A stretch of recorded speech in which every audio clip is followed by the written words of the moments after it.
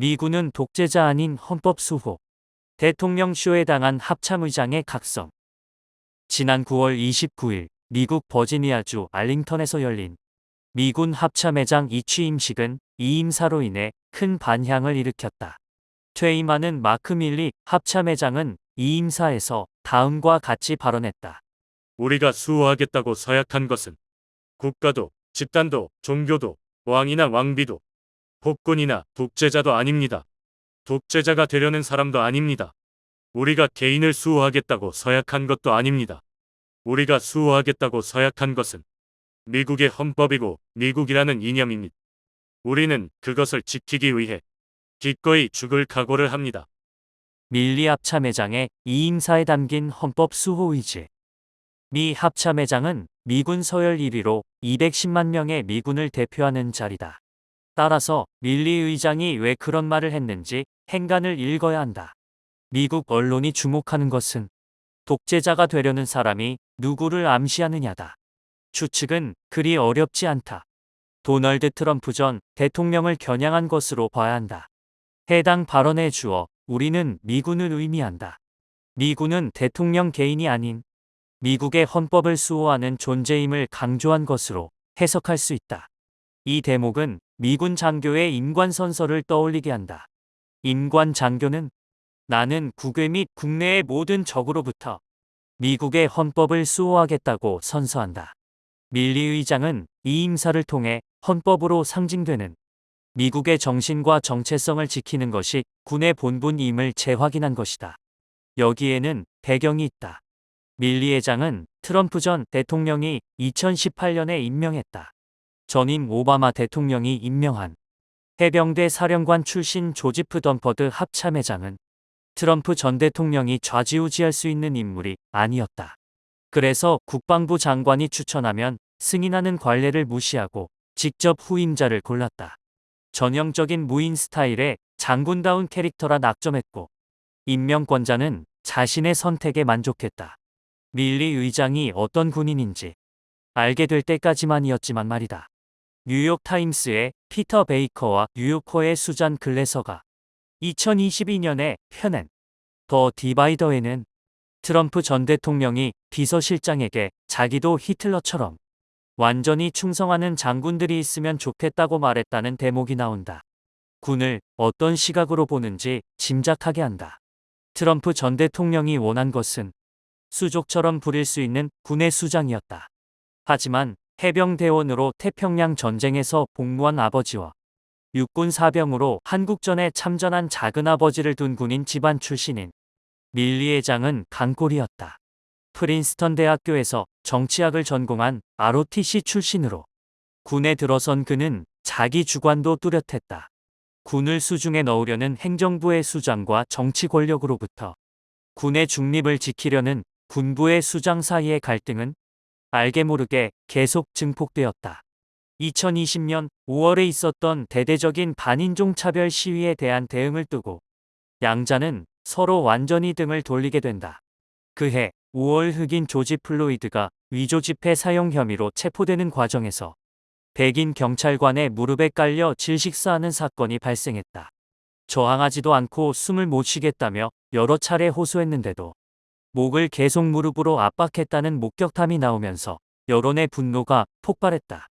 흑인에 대한 공권력 남용을 비판하는 흑인의 생명도 소중하다 운동이 미국 전역에서 다시 불붙었다.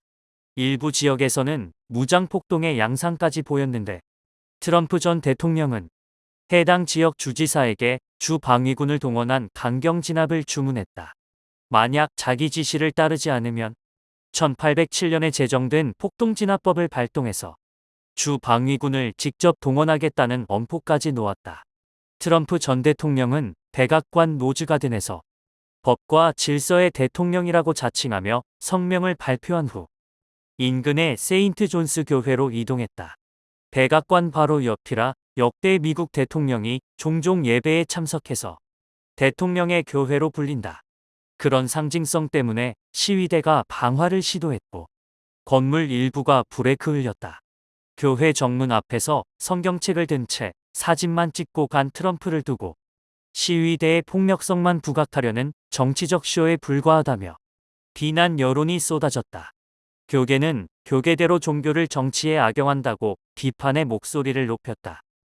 대통령에게 이용당한 군인의 사과.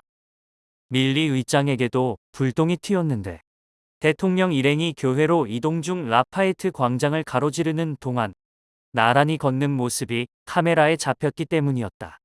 상황 파악을 위해 근처에 있다가 대통령의 요청으로 잠시 동행한 것에 불과했지만 군복을 입은 합참의장이 대통령과 함께 걷는 사진이 주는 파장은 매우 컸다.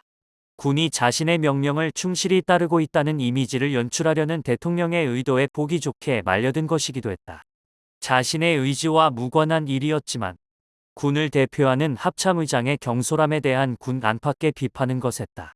밀리 의장은 일주일 뒤에 있었던 국방대학교 졸업식 연설에서 나는 그날 그곳에 있지 않았어야 했다면서 공개적으로 사과했다. 나중에 알려졌지만 밀리 의장이 받은 충격은 대단히 컸던 모양이다.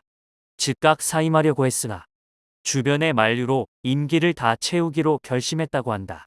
그런 결정에는 자기가 자리를 지켜야만 군을 마음대로 휘두르려는 대통령의 전횡을 막을 수 있다는 판단이 깔려 있었다. 트럼프 대통령의 임기가 끝날 때까지 양자의 대립이 이어진 것은 너무도 당연했다. 나는 군인입니다. 미국의 기본 원칙은 군대가 정치에 개입하지 않는 것입니다. 2020년 11월 3일에 치러진 미국 대선은 트럼프의 패배로 막을 내렸다.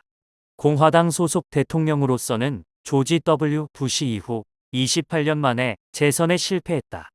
하지만 예상 밖의 선전이었고 막판 뒤집기가 가능하다는 트럼프의 목리 때문에 전국은 혼란의 도가니였다.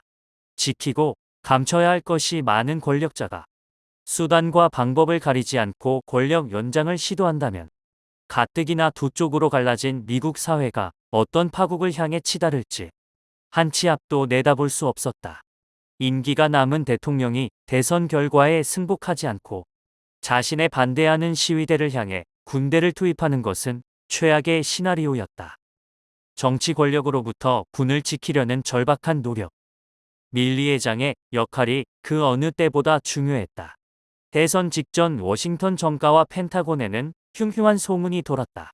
트럼프 전 대통령이 불리한 대선 분위기를 일거에 반전시키려고 10월 30일을 기해 중국의 군사적 도발을 감행할 수 있다는 소문이었다.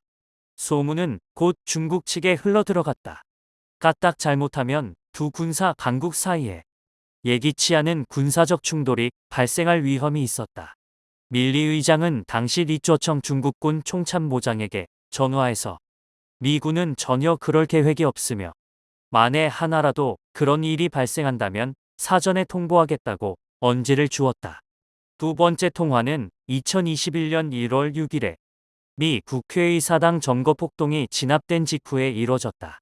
이후 밀리 의장은 상원 군사위원회에서 중국군 최고 수뇌부와의 두 번에 걸친 통화는 세계에서 가장 치명적인 무기로 무장한 두 강대국 간의 군사적 행동을 억제하고 위기를 관리하며 전쟁을 예방하기 위한 시도라고 증언했다.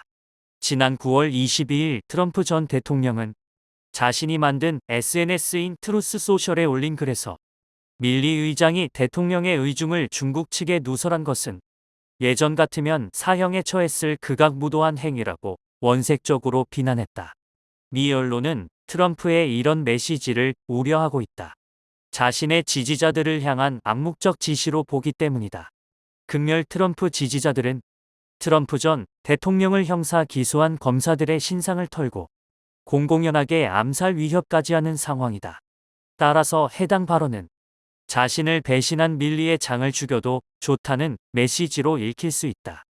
언론과의 인터뷰에서 밀리 의장은 자신과 가족의 신변 보호를 위해 적절한 조처를 하고 있다고까지 말했다.